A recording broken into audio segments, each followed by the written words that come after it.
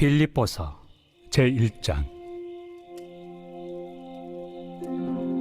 그리스도 예수의 종 바울과 디모데는 그리스도 예수 안에서 빌립보에 사는 모든 성도와 또한 감독들과 집사들에게 편지하노니, 하나님 우리 아버지와 주 예수 그리스도로부터 은혜와 평강이 너희에게 있을지어다. 내가 너희를 생각할 때마다 나의 하나님께 감사하며 간구할 때마다 너희 무리를 위하여 기쁨으로 항상 간구함은 너희가 첫날부터 이제까지 복음을 위한 일에 참여하고 있기 때문이라. 너희 안에서 착한 일을 시작하신 이가 그리스도 예수의 날까지 이루실 줄을 우리는 확신하노라. 내가 너희 무리를 위하여 이와 같이 생각하는 것이 마땅하니, 이는 너희가 내 마음에 있음이며 나의 매임과 복음을 변명함과 확정함에 너희가 다 나와 함께 은혜에 참여한 자가 됨이라. 내가 예수 그리스도의 심장으로 너희 무리를 얼마나 사모하는지 하나님이 내 증인이시니라. 내가 기도하노라. 너희 사랑을 지식과 모든 총명으로 점점 더 풍성하게 하사 너희로 지극히 선한 것을 분별하며 또 진실하여 허물 없이 그리스도의 날까지 이루고 예수 그리스도로 말미암아 의의 열매가 가득하여 하나님의 영광과 찬송이 되기를 원하노라.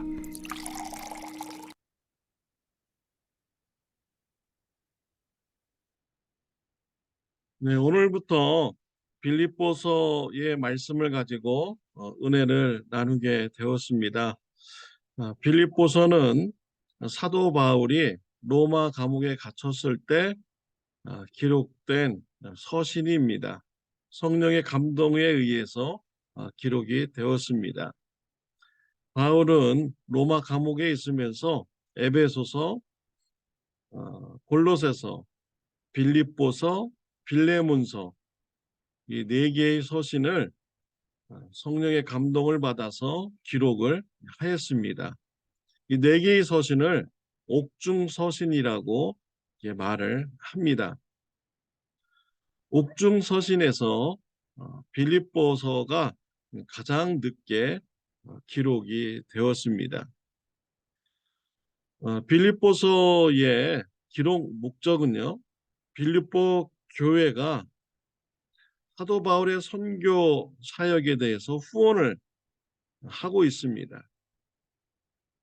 선교 후원에 대해서 감사를 표시하는 이런 메시지를 전해 주었습니다.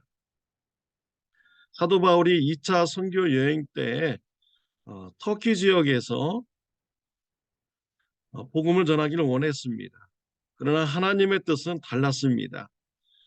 하나님께서 꿈을 통하여서 바울에게 마케도니아로 건너가서 복음을 전하라고 알려주셨습니다. 바울은 순종하였습니다. 마케도니아로 가서 복음을 전했습니다. 유럽 지역에 가서 복음을 전한 것이죠. 첫 번째 교회가 세워진 곳이 바로 빌립보 교회입니다. 이 빌립보는 유대인들이 많이 살지 않았습니다. 10명도 살지 않아서 회당이 없었습니다. 바울은 기도하러 강가에 갔다가 자주장사 루디아를 만나게 됩니다. 예수님을 전하였습니다. 루디아가 예수님을 영접하였습니다. 루디아 집에서 빌립보 교회가 시작되었습니다.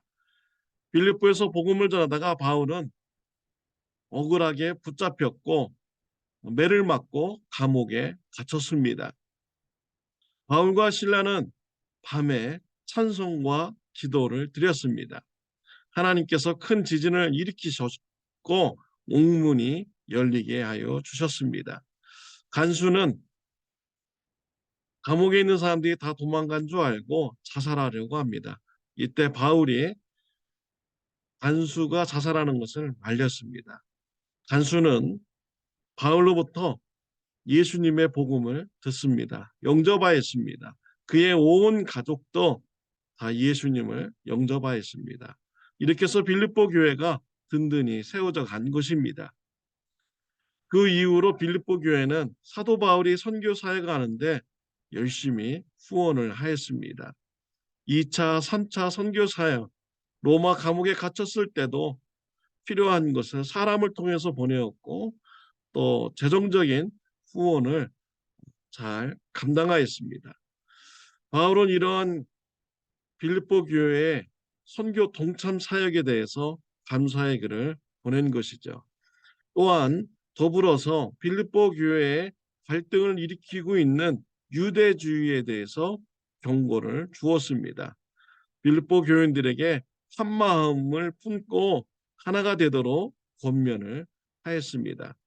바울은 후에 빌립보 교회를 방문하고 싶다라는 자신의 의견도 밝혔습니다. 바울은 빌립보서를 감옥에서 기록하였는데요. 놀랍게도 빌립보서에는요, 감사와 기쁨이라는 단어가 많이 있습니다.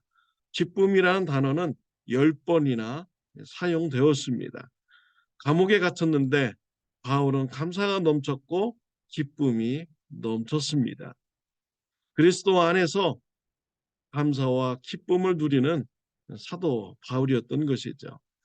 빌립보서를 앞으로 묵상하면서 저와 여러분들이 사도 바울이 누렸던 그리스도 안에서 감사와 기쁨이 저와 여러분들에게도 충만히 누려지는 축복이 있으시기를 바랍니다.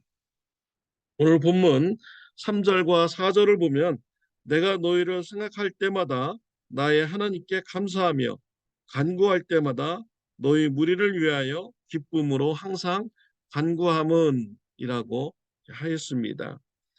바울은 빌립보 교회를 생각할 때 하나님께 감사드렸습니다. 또 빌립보 교인들을 위해서 중보기도를 드리는데 기쁨 가운데 드렸습니다. 그 이유는 빌립보 교인들이 선교사에게 동참하고 필요한 모든 것을 후원하기 때문인 것이죠. 단지 빌립보 교인들이 돈을 보내고 또 필요한 것을 보내는 것, 그런 것으로 끝나는 것이 아닙니다. 5절 말씀에 보면은요, 의미가 있죠. 너희가 첫날부터 이제까지 복음을 위한 일에 참여하고 있기 때문이라 라고 했습니다. 빌립보 교인들은 선교 헌금을 하였습니다. 단지 돈만 보내는 것이 아니라 그것은 사도 바울의 선교사에게 참여하는 것이다 라고 밝혔습니다. 빌립보 교인들이 빌립보 지역에 있지만 먼 곳에 가서 복음을 전하지 못하지만 바울을 후원함으로써 데살로니가에서도 복음을 전하게 되었고요. 또 에베소에서도 복음을 전하게 되었고 아테네에서도 복음을 전하는 이러한 사역이 이루어지게 된 것이죠. 비록 멀리 가지 못했지만 그들은 선교 헌금을 통하여서 그들이 세계 여러 곳에서 선교 사역을 동참을 한 것입니다. 우리 참 좋은 교회도요. 멕시코 선교사님을 후원합니다.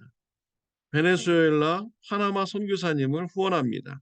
미얀마 선교사님을 후원합니다. 단지 돈 보내는 것으로만 끝나는 것이 아닙니다. 우리가 비록 먼 곳에 가지 못하지만 우리는 선교 헌금을 보냄으로써 멕시코에서, 미얀마에서, 베네수엘라에서 또 파나마에서 우리 참 좋은 교회는 선교하는 일을 하고 있는 것입니다. 얼마나 의미가 있는 말씀입니까? 우리 예수님께서는요, 마태복음 28장 19절에 보면 너희는 가서 모든 족속으로 제자를 삼아 아버지와 아들과 성령의 이름으로 침례를 주고 내가 너에게 분부한 모든 것을 가르쳐 지키게 하라 라고 하셨습니다. 선교의 사명을 주셨습니다. 선교는 선택사항이 아닙니다. 우리가 좋아지면 선교하고 좀 어려워지면 선교를 끊고 하는 이런 선택사항이 아닙니다. 선교는 사명입니다. 선교는 예수님의 명령입니다. 우리가 힘이 들더라도 우리가 열심히 사명을 감당해야 되는 것입니다. 우리가 그 사명을 우리가 감당하며 후원할 때 비록 먼 곳에 가지는 못하지만 우리가 멕시코에서, 파나마에서, 베네수엘라에서, 미얀마에서 복음을 전하는 우리 사역이 되는 것입니다. 사도 바울은요, 빌립보 교인들을 생각할 때 감사가 넘치고 기쁨으로 하나님 앞에 빌립보 교인들을 위해서 중보기도하였다라고 했습니다. 우리와 같이 선교사에게 동참하고 있는 선교사님들, 멕시코 선교사님, 베네수엘라, 파나마, 미얀마 선교사님들, 우리 참 좋은 교회를 위해서 늘 기도하고 있습니다. 그들이 어떻게 기도할까요? 바울과 같이 기쁜 마음으로 저와 여러분들을 위해서 기도하고 있습니다. 또한 우리 선교사에게 대해서 감사한 마음을 그들이 가지고 있습니다. 우리 선교사님들에게 우리가 감사의 존재가 되고 또 기쁨의 기도 제목이 된다는 것이 얼마나 의미가 있습니까?